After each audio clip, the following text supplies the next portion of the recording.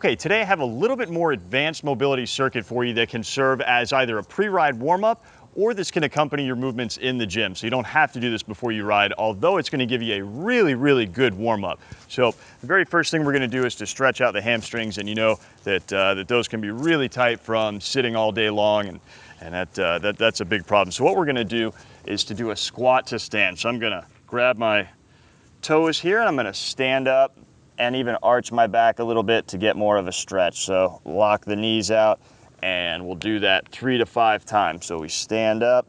Let me turn so you can see that from the front and see me grab my toes. And that's to squat really low here, and then just to stand up nice and straight, kind of drop your head there and do that one again. And so that's going to give us some really good mobility and warm up in the hamstrings.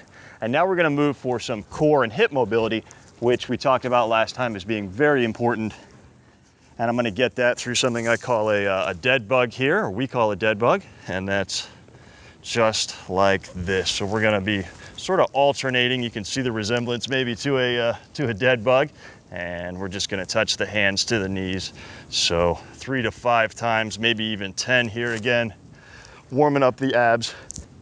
And the next one I'm going to do is a little rotational warm up here. So I'm going to start in something that may be pretty familiar, a bridge type look here, but I'm going to rotate as I do and try to reach across my body. So as I bridge up, I'm going to rotate and reach sort of up and over my head. And what that helps with is really focusing on the low back and then some of this rotation.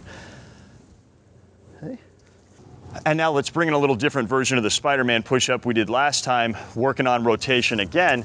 And we're gonna do that same high plank form, step forward. And what we're gonna do is open up with that Spiderman push-up. So here it is, looking to that side. And again, opening up.